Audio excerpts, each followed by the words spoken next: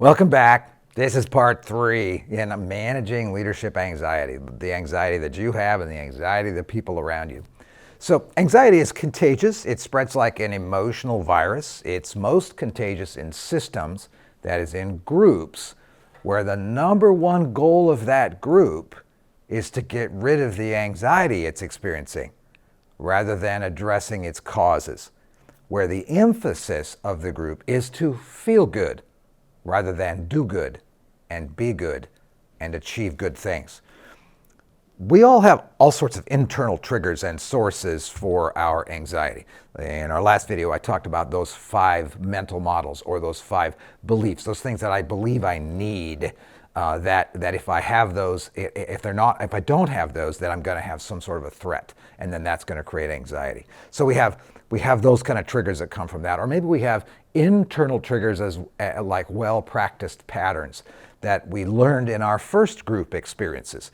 That's what we call our family of origin, or even destructive group experiences that are early in our work. When we pay attention to those dynamics, it's important that you and I as leaders manage our own anxieties. Notice where they are and notice where they come from. Having anxiety is not bad. Having it and ignoring it, or having it and not managing it, now that's what's going to get you and I in trouble. We all have external triggers for our leadership anxiety. I'd like to call those relational sources to our anxiety. For example, like dealing with passive-aggressive people. That's people who say, sure, sure, sure, and then they never do it. They say yes, and they do no, and when you bring it up to them, they say, oh, I'm sorry, and they have an excuse. They have an endless number of excuses for not following through on something they never intended to do in the first place. That's an external trigger for a relational trigger, for example, for our anxiety that you and I experience. Maybe we're going to experience mixed messages from people who say, oh yeah, I really agree with that, but what about, and they communicate in such a way that makes you think, I don't really know what their message is. They have mixed messages. That can create a kind of an anxious response on our part. Maybe there's a double bind that you might be experiencing. These are relational triggers to some of our anxiety as leaders. You know, a double bind is like where someone says, go ahead, it's okay with me, I'll be fine, I'll just sit in the basement and eat a crust of bread while you go out and have fun. That's a double bind, right? Maybe that is something that you experience, and that is something that triggers you or spins you up and makes you experience leadership anxiety. I know a big one for me is emotional manipulation. If people use their emotions to try to manipulate me to do something, and they know that certain constellation of their emotions will get me faster than other ones, and they try to manipulate me emotionally, I know that's one of mine that sets me up, and I have a strong anxious reaction to that. Maybe another one of those relational triggers for you that sets you up to have that strong anxiety and have to surf that wave for a little while is when people react to no. And they have a very strong reaction when you say no, and they pull out all kinds of tricks. Maybe another one that might be a bit of a trigger or a switch for you to have leadership anxiety is when someone tries to back up the guilt truck, and they try to make you or other people feel guilty for not following through or not doing something. Or dishonesty, man, that sets me up for all sorts of triggers. Maybe it does for you when it comes to anxiety. That's like throwing a match on the fuel of my anxiety right there when someone does that. The one that is the most frustrating to me is, of course, triangulation. When people they're frustrated with me, they talk with somebody else, or I see that happening in any of the groups that I get to work with and get to be a part of. When I see triangulation in place, man, it just sets it off for me. Well, those are what we might call like relational sources or relational triggers or switches that might be in place for you and I that will create triangulation, or that will create anxiety. So pay attention to those. And again, notice what happens to you physically and name it. Oh, well, that's anxiety, and it comes from that. This last one I mentioned on that list, that triangulation one, A talks to B instead of to C, where they need to talk. They have a problem with C, so they talk to B about that triangulation. That is the biggest cause of anxiety in any group that I've ever worked with. It's insipid. It's toxic. It's utterly, utterly destructive. It is worse than not communicating directly or not communicating well. It actually sets up a way to erode trust on the deepest level. If you see that in place, It doesn't solve problems, it creates more anxiety in leaders and in everyone else. So that groups that focus on that kind of stuff, on getting rid of the feelings of anxiety, are going to quickly devolve into blaming. A group that is all about just feeling better and getting rid of anxiety instead of addressing the underlying causes of that anxiety and frustration that they have are going to bunch together in herds, and they're going to start blaming. Their anxiety as individuals is chronic and it's contagious, and everyone who's part of that group will eventually become infected with their own anxiety. Edwin Friedman, one of my favorite all-time thinkers and authors about systems and systems in groups and families and society, he wrote this: chronic anxiety in groups might be compared to the volatile atmosphere of a room that's filled up with gas fumes, where any sparking incident could set off a conflagration, and where people would then blame the person who struck the match rather than assume responsibility for trying to open a window and get rid of the fumes. That's what happens with groups that are just trying to deal with anxiety instead of trying to deal with the problem. The primary focus of such a group that I just described, whether that group is at work or at home or with a group of friends, is on diminishing the icky feelings of anxiety, on removing the present discomfort.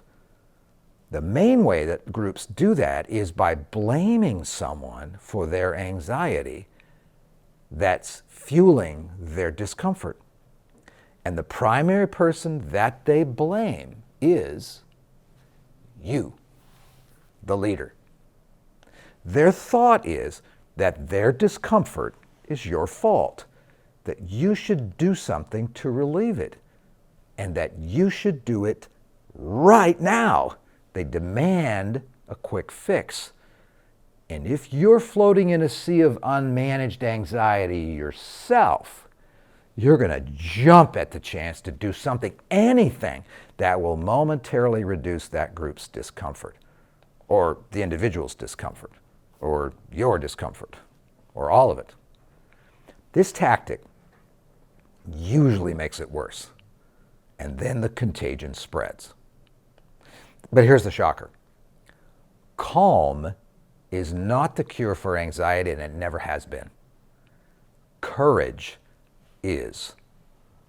This is true for individuals, as well as groups, as well as whole societies. Anxiety is not the problem to be solved. It's a byproduct. Courage, taking the next step, regardless of anxiety, now that's the key. That next step will help you navigate through anxiety that's growing in your group and in you as a leader. Because you already noticed it. Wow, that's anxiety. You already named it. Wow, it's coming from these sources. Oh, okay, I get it. I get that now. Now you need to navigate through it. So it's time to navigate through anxiety. Remember, courage is the cure for anxiety, not sitting around holding hands and singing Kumbaya and doing team building exercises. How do you navigate? You got to have a mission.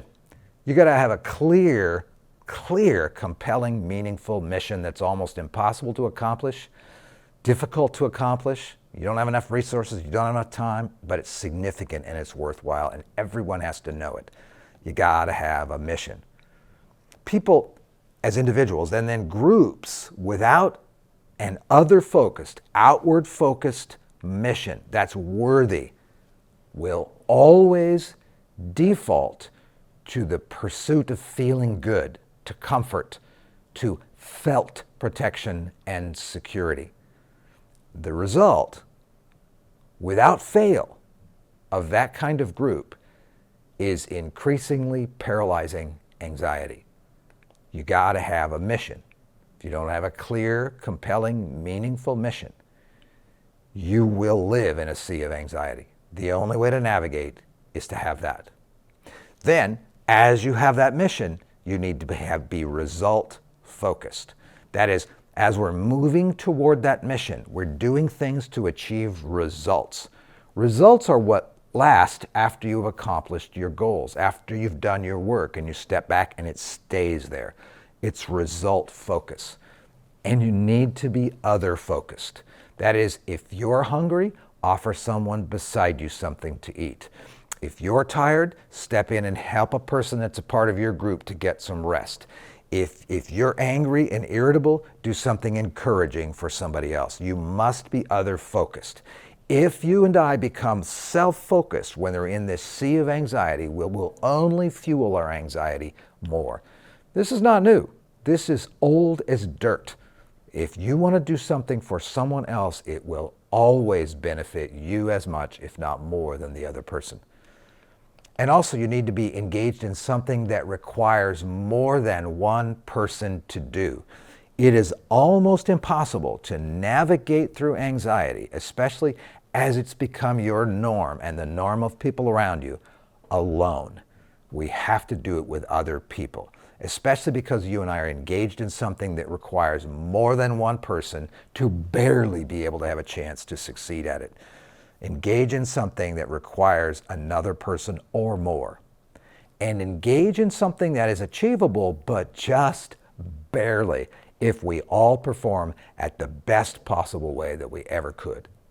There's some ideas. So far, you noticed it. Wow, that's anxiety. I'm a leader. Of course I'm going to feel anxiety. I'm going to feel anxiety. I'm going to name it. Oh, it's anxiety because I think these needs are being threatened. Are those things I really need? Now you're going to navigate through it based upon what we talked about today.